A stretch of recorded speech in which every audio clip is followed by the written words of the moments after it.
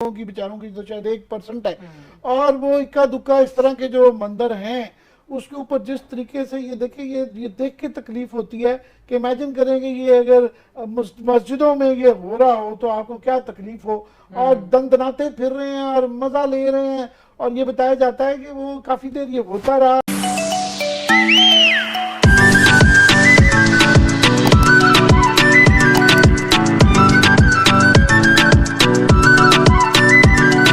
खैबर पख्तूनख्वा के बाद रहीम यार खान में भी मंदिर को नजर आतिश कर दिया गया। और इसमें सवाल ये पैदा होता है कि जब इस तरह के वाकयात हो जाते हैं, उन वाकयात के होने के बाद जब चीफ जस्टिस नोटिस लें या वजीर आजम नोटिस लें, फिर कोई चीजें सामने आती हैं, तो ऐसा क्यों होता है? ये जो मंदिर वाला मामला हुआ क्लास साहब, बल्कि आमिर साहब पहले आप इस पर कॉमेंट कीजिएगा कि खैबर पख्तूनख्वा के बाद रहीम यार खान में, और जिसमें अनफॉर्चुनेट बात यह है कि जब नोटिस लिए जाते हैं तब ये टेकअप होते हैं इशूज। ये वीडियो देख के इतनी सख्त तकलीफ होती है कि हम बहुत ज़्यादा इंडिया में जब मुसलमानों के ऊपर या कश्मीर में इस तरह का जुल्म सितम होता है तो हम बड़ा शोर मचाते हैं कि देखें जी मुसलमानों के साथ ये हो रहा है। हमारे यहाँ हिंदुओं की माइनॉरिटी या सारी माइनॉरिटीज़ बड़ी थोड़ी हैं, वो टोटल मिला के 2-3% हैं, और हिंदुओं की बेचारों की तो शायद 1% है। और वो इक्का दुक्का इस तरह के जो मंदिर हैं उसके ऊपर जिस तरीके से ये देखिए, ये देख के तकलीफ होती है कि इमेजिन करेंगे ये अगर मस्जिदों में ये हो रहा हो तो आपको क्या तकलीफ हो। और दंदनाते फिर रहे हैं और मजा ले रहे हैं, और ये बताया जाता है कि वो काफी देर ये होता रहा। इंतजामिया जो है वो हाथ मल के बैठी रही और देखती रही, शायद इसके अंदर शामिल थी। तो पहले बड़ी अच्छी बात थी कि खैबर पख्तूनख्वा में पहले ये हुआ था, और सुप्रीम कोर्ट ने बड़ा डेयरिंगली जो है ना बड़ा अच्छा काम किया था कि उसको ना सिर्फ उसकी वो लोग जो थे उनको पकड़ा भी, फिर उसको बनवाया भी है। उसका भी सुना है कि बाद में जो बनवाया था कोई ना कोई इशू हुआ है, शायद उसी से इनकरेज होके ये वाला रहीम यार खान में हुआ है। हमें पहले ही हमारा दुनिया भर में एक बहुत गलत तासुर है कि जी हम बड़े ट्राइबल किस्म के लोग हैं, सफाक लोग हैं, और पता नहीं किस तरह के लोग हैं। तो ये इस तरह का जो वाकया होता है और इस तरह की उसके ऊपर तो वो हमारी बदनामी मजीद होती है। तो बड़ी अच्छी बात है कि प्राइम मिनिस्टर ने भी इसके ऊपर ट्वीट किया है और फौरी तौर पे करना चाहिए, और सुप्रीम कोर्ट भी इसके ऊपर मेरा ख्याल है श्योर वो भी टेकअप करेंगे।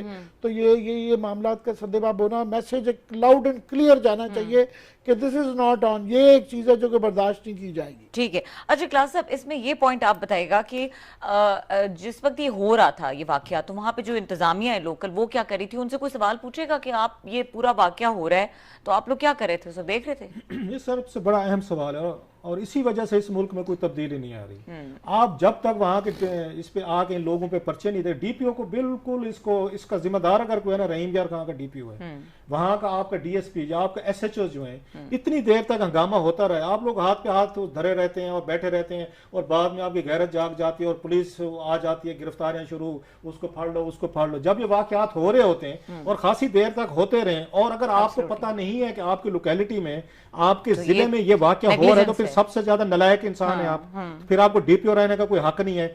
इस पे अगर किसी पे पर्चा बनता है ना नेग्लिजेंस का, और उसको ओएसडी बनाना चाहिए, हटाया जाना चाहिए। इतना बड़ी आपकी बदनामी हुई है। इवन इंडिया में जो है वहां पे उन्होंने एहतजाज किया ऑफिशियल तौर पर, उनको फॉरेन ऑफिस, आप उनको मौका देते हैं। हम यहाँ पे बैठकर रोजाना आगे 100 बातें करते हैं कि इंडिया में ये हो गया, आरएसएस ने ये कर दिया, उनकी मेंटेलिटी पे ये हो गया, मस्जिदों के साथ ये हो गया। आप दाद दें इनको, यहाँ के हमारे लोगों को। इन्होंने कहा नहीं जनाब, ये कैसे हो सकता है कि भारत अकेला पूरी दुनिया में डिफेम हो जी, वहाँ मिनॉरिटीज के साथ ज्यादतियां होती हैं, लिंचिंग होती है, वहां पे जाके आपकी मस्जिदें या आपके गिरजा घर जलाए जाते हैं। इन्होंने कहा हम मैच करेंगे परफॉर्मेंस को, हम आपके साथ करके देंगे, हम आपके साथ खड़े हुए हैं। सो अगर चीफ जस्टिस ऑफ पाकिस्तान ने कुछ करना, इमरान खान साहब के ट्वीट ने वो ठीक है, उन्होंने प्राइम मिनिस्टर के तौर पर की है, आप जरा उनसे पूछे डीपीओ रहीम यार खान को तो जरा चेक करें। इनको बुलाया जाना चाहिए था, इनको चीफ जस्टिस ऑफ पाकिस्तान को इनको बुलाया जाना चाहिए। आपके जिले में ये एक्टिविटी हो रही है, ये सारा कुछ हो रहा है और आपको पता नहीं है, और आपकी पुलिस फोर्स ही मौजूद नहीं है, बाद में पकड़ धकड़ करेंगे। आज तक एक सजा किसी बंदे को मिली है?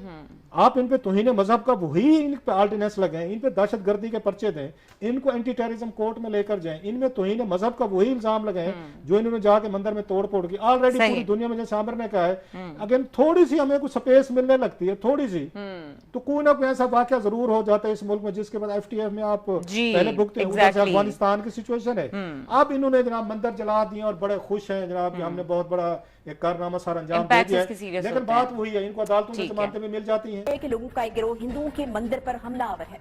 लाठियों से मुसल्लह अफराद मंदिर की तोड़फोड़ कर रहे हैं, मुश्तिल हैं और नारे भी लगा रहे हैं। बावजह इस मंदिर को आग लगा दी गई। इस अफसोसनाक वाक़े के बाद भी लोगों में इश्तिहाल खत्म होने का नाम नहीं ले रहा।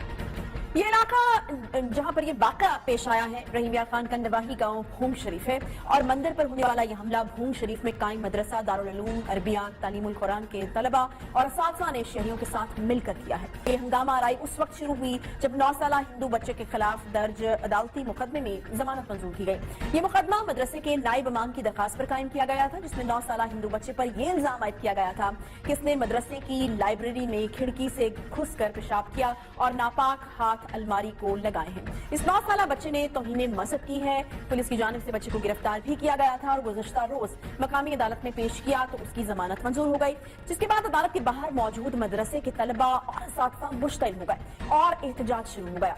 मुजाहिरीन ने मंदिर में घुसकर तोड़फोड़ की, बाजार बंद करवा दिए, साथ के बाद रोड को भी ब्लॉक कर दिया गया। पुलिस मुजाहिरीन को मुंतशिर करने में नाकाम हुई तो रेंजर्स को भी तलब करना पड़ा। वहां पर एक अफसोसनाक वाकया, पाकिस्तान की एक अफसोसनाक तस्वीर जो सारी दुनिया इस वक्त देख रही है। आखिर नौबत यहाँ तक पहुंची कैसे? पुलिस इस वाकये को कंट्रोल करने में नाकाम क्यों हुई? जब मालूम था कि ऐसा रद्द-ए-अमल आ सकता है, लोग मंदिर पर भी हमला कर सकते हैं, तो इस वाकये को रोकने में नाकामी का सामना क्यों करना पड़ा? तो अगर ये कोई पहला वाकया नहीं है, चंद दिन पहले भी रहीम यार खान से ताल्लुक रखने वाले एक शख्स ने सक्खर में एक हिंदू नौजवान से जबरदस्ती अल्लाह अकबर के नारे लगवाए थे। इस साल के आगाज में करक के अंदर भी मंदिर पर हमला किया गया था। मुल्क की बदनामी का बाइस भी बन रहे हैं। हिंदू कम्युनिटी भी जो है उनकी भी बड़ी दिल आजारी हुई। एक के बाद एक इस तरह का वाकया जो है वो पेश आ रहा है। एक बात आपसे अर्ज करूंगा कि ये 7-8 माह में ये 2 या 3 वाकयात हुए हैं।